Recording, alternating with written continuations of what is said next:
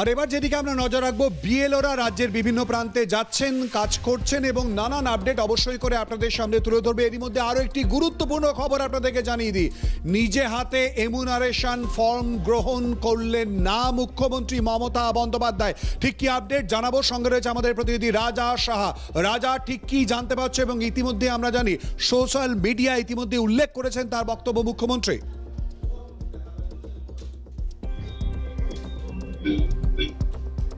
দেখো, মুখ্যমন্ত্রী মমতা বন্দ্যোপাধ্যায় আজকে সোশ্যাল মিডিয়াতে তিনি একেবারে স্পষ্ট করে লিখেছেন, গতকালকে তার এলাকার দায়িত্বে থাকা যিনি বিএলও রয়েছেন তিনি তার বাড়িতে পৌঁছেছিলেন এবং তার বাড়ির যে রেসিডেন্স অফিস রয়েছে সেই অফিসে গিয়ে সেই বাড়িতে কজন সদস্য রয়েছে সেই খোঁজ নিয়েছেন এবং একই সঙ্গে যে এনুমারেশন ফর্ম সেই ফর্ম রেসিডেন্স অফিসে জমা দিয়ে গিয়েছে।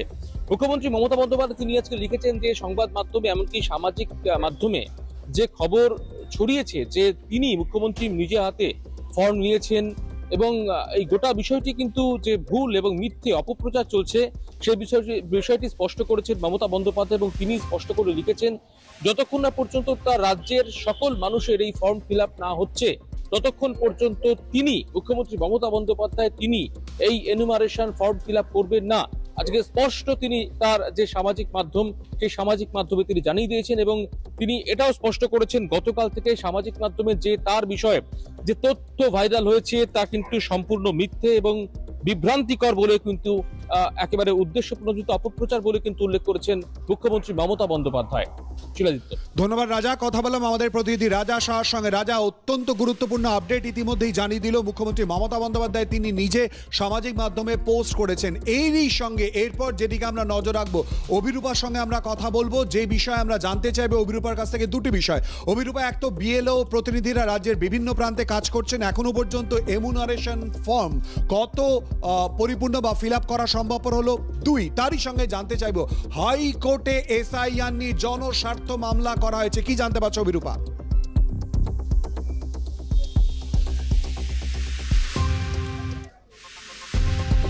প্রথমত বলি যে বিএলওরা তো বাড়ি বাড়ি যাচ্ছেন, গিয়ে এনুমারেশন ফর্ম ফিল আপ করছেন। এখনো পর্যন্ত কমিশনের নিয়ম অনুযায়ী প্রায় 1 কোটির বেশি এনুমারেশন ফর্ম বিলি করা সম্ভব হয়েছে। উত্তরবঙ্গ থেকে শুরু করে দক্ষিণবঙ্গ আনাচে কানাচে বিএলওরা যাচ্ছেন। অনেক সময় একটা সমস্যার সৃষ্টি হচ্ছে, যেটা হচ্ছে ওই যে অ্যাপটা রয়েছে সেই অ্যাপে তারা ডাউনলোড করতে পারছেন না, বা সেক্ষেত্রে যে অ্যাপে যে ইনফরমেশনটা দেওয়ার সেটা দেওয়া যাচ্ছে না, সেই কারণে অনেকটাই পিছিয়ে যাচ্ছে। সেই কারণে টেকনিক্যাল টিম আজকে বিশেষভাবে কাজে লেগেছে যে এই টেকনিক্যাল পার্টটা, অর্থাৎ বিএলওদের মোবাইলে যে অ্যাপ খুলে দেওয়া হয়েছে সেই অ্যাপে যাতে আরো বেশি উন্নতি করা যায় সেদিকে নজর দিচ্ছে নির্বাচন কমিশন। একদিকে যেমন সেটা রয়েছে, অন্যদিকে বিএলওরা বাড়ি বাড়ি যাচ্ছেন, তাদের ফর্ম দিচ্ছেন, বোঝাচ্ছেন মানুষকে যে কোথায় কিভাবে তাদেরকে লেখালেখি করতে হবে, অর্থাৎ ফর্ম ফিল আপ করতে হবে। পাশাপাশি যদি তারা কোনো অসুবিধার সম্মুখীন হন সেক্ষেত্রে তারা কিভাবে সেটা থেকে বেরিয়ে আসবেন সেটাও কিন্তু এই বিএলওদের মাধ্যমেই বোঝানো যাচ্ছে।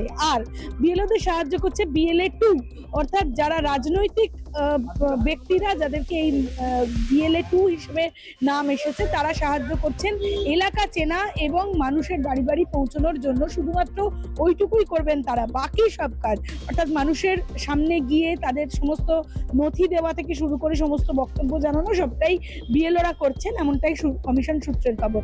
কমিশন সূত্রের খবর আজকে অনলাইনে ফর্ম ফিল আপ করা সম্ভব হচ্ছে। যারা বিএলওদের সাথে দেখা করতে পারবেন না, বা যারা বাইরে থাকেন, বা যারা সেই এলাকায় যে এলাকায় নাম বেরিয়েছে সেই এলাকায় থাকেন না, বা চাকরি সূত্রে অন্যত্র গিয়েছেন, তাদের জন্য এই অনলাইন ফর্ম আজকে থেকে তারা ফিল আপ করতে পারবেন, এমনটাই কমিশন সূত্রের খবর। এতদিন টেকনিক্যাল একটা ফল্ট ছিল, সেই টেকনিক্যাল ফল্ট কাটিয়ে আপাতত কমিশন সূত্রের খবর যে তারা অনলাইন ফর্ম ফিল আপ করতে পারবেন। অন্যদিকে জনস্বার্থ মামলা দায়ের হয়েছে কলকাতা হাইকোর্টে।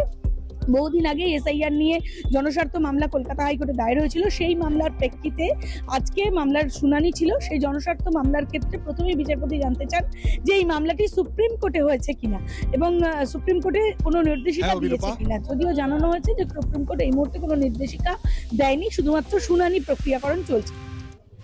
ধন্যবাদ অভিরূপা। কথা বললাম আমাদের